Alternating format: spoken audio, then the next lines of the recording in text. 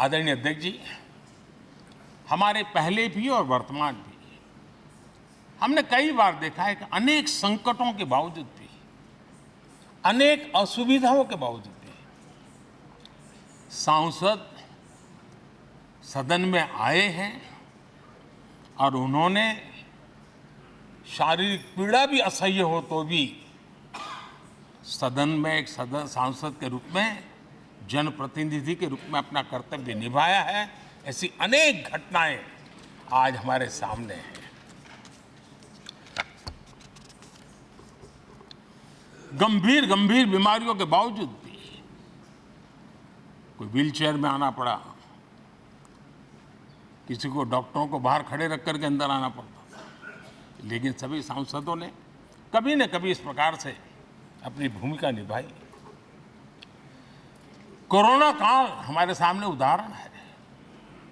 हर परिवार में रहता था कहीं बाहर जाए तो मौत को बुलावा न दे दे, उसके बावजूद भी हमारे माननीय सांसद दोनों सदन में कोरोना काल के इस संकट की घड़ी में भी सदन में आए, अपना कर्तव्य निभाया। हमने राष्ट्र का काम रुकने नहीं दिया। आवश्यकता पड़ी, डिस्टेंस रखना भी था और बार बार टेस्टिंग भी करना पड़ता था। सदन में आते थे लेकिन मास्क पहनना पड़ता था। बैठने की रचना भी अलग अलग की, समय भी बदले गए। हर चीज के साथ राष्ट्र का काम रुकना नहीं चाहिए, इस भाव से सभी सदस्यों ने इस सदन को अपने कर्तव्य का महत्वपूर्ण अंग माना, संसद को चलाए रखा। और मैंने देखा है कि इस सदन से इतना लगाव लोगों का रहता है कि पहले कभी हम देखते थे कोई 30 साल पहले सांसद रहा होगा, कोई 35 साल पहले रहा होगा, लेकिन वो सेंट्रल हॉल तो जरूर आएगा। जैसे मंदिर जाने की आदत होती है, वैसे उनको सदन में आने की आदत है। इस जगह का लगाव बन जाता है, एक आत्मीय भाव से जुड़ाव हो जाता है। और ऐसे बहुत से पुराने लोग हैं जो आते जाते में मन करता है जरा चलो एक चक्कर काट ले। आज उनका जनप्रतिनिधि के नाते दायित्व तो नहीं है, लेकिन भूमि के प्रति उनका लगाव हो जाता है। ये सामर्थ्य होता है इस सदन का। आदरणीय अध्यक्ष महोदय, आजादी के बाद बहुत बड़े बड़े विद्वान लोगों ने बहुत आशंकाएं व्यक्त की थी। पता नहीं देश का क्या होगा, चल पाएगा कि नहीं चल पाएगा, एक रहेगा कि बिखर जाएगा, लोकतंत्र बना रहेगा नहीं, 50। लेकिन इस देश की संसद की ताकत है कि पूरे विश्व को गलत सिद्ध कर दिया और ये राष्ट्र पूरे सामर्थ्य के साथ आगे बढ़ता रहा। और इस विश्वास से कि हम भले आशंकाएं होंगी, घने काले बादल होंगे, लेकिन सफलता प्राप्त करते रहेंगे। और ये हम सब लोगों ने, हमारी पुरानी पीढ़ियों ने मिलकर के इस काम को करके दिखाया है। इसका गौरवगान करने का ये अवसर है। आदरणीय अध्यक्ष जी, इसी भवन में 2 साल 11 महीने तक संविधान सभा की बैठकें हुई और उसने देश के लिए एक मार्गदर्शक जो आज भी हमें चलाता है, हमारे संविधान दिया। और 26 नवंबर 1949 को जो संविधान हमें मिला, वो 26 जनवरी 1950 को लागू हुआ। इन 75 वर्षों में सबसे बड़ा जो अचीवमेंट है वो ये है कि देश के सामान्य मानवी का इस संसद पर विश्वास बढ़ता ही गया है। और लोकतंत्र की सबसे बड़ी ताकत यही है कि इस महान संस्था के प्रति, इस महान इंस्टीट्यूशन के प्रति, इस व्यवस्था के प्रति उनका विश्वास अटूट रहे, विश्वास उनका बना रहे। इन 75 वर्षों में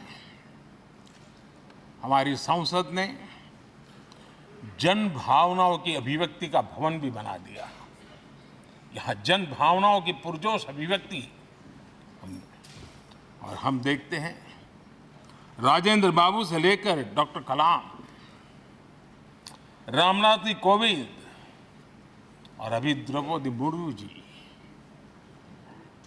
इन सब के संबोधन का लाभ हमारे सदनों को मिला है, उनका मार्गदर्शन मिला है। आदरणीय अध्यक्ष जी,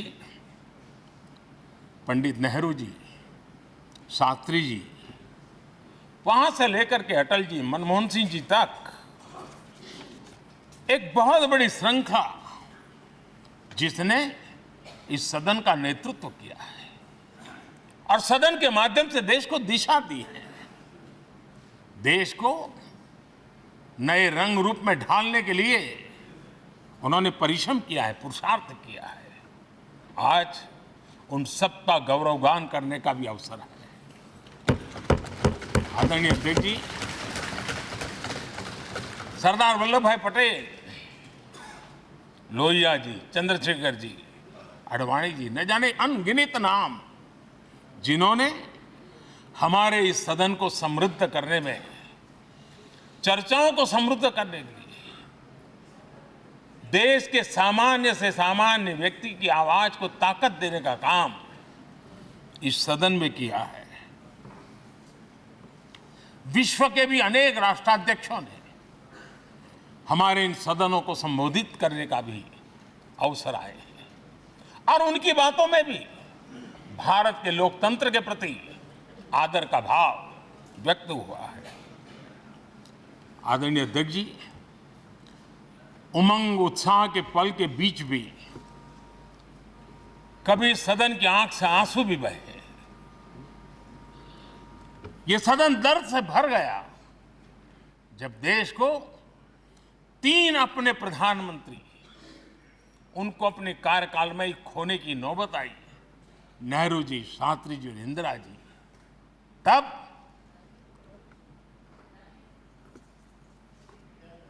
ये सदन अश्रुभीनी आंखों से उन्हें विदाई दे रहा था। आदरणीय अध्यक्ष जी, अनेक चुनौतियों के बावजूद भी हर स्पीकर ने, हर सभापति ने बेहतरीन तरीके से दोनों सदनों को सुचारू रूप से चलाया है और अपने कार्यकाल में उन्होंने जो निर्णय किए वो निर्णय मावलंकर जी से काल से शुरू हुए हो या सुमित्रा जी के कालखंड के हो या बिरला जी के, आज भी उन निर्णयों को रेफरेंस पॉइंट माना जाता है। ये काम हमारे करीब 17 स्पीकर और उसमें 2 हमारी महिला स्पीकर ने भी, और मावलंकर जी से लेकर के सुमित्रा ताई तक और बिरला जी का मार्गदर्शन आज भी हमें मिल रहा है। हर एक ने अपनी अपनी शैली रही है, लेकिन उन्होंने सबको साथ लेकर के नियमों कानूनों के बंधन में इस सदन को हमेशा ऊर्जावान बनाए रखा है। मैं आज उन सभी स्पीकर महोदय को भी आज वंदन करता हूं, अभिनंदन करता हूं। आदरणीय अध्यक्ष जी, ये सही है कि हम जनप्रतिनिधि अपनी अपनी भूमिका निभाते हैं, लेकिन सातत्यपूर्ण तरीके से हमारे बीच जो एक टोली बैठती है उनकी भी कई पीढ़ियां बदल गई है। कभी कागज लेके दौड़ के आते हैं, उनका भी योगदान कम नहीं है।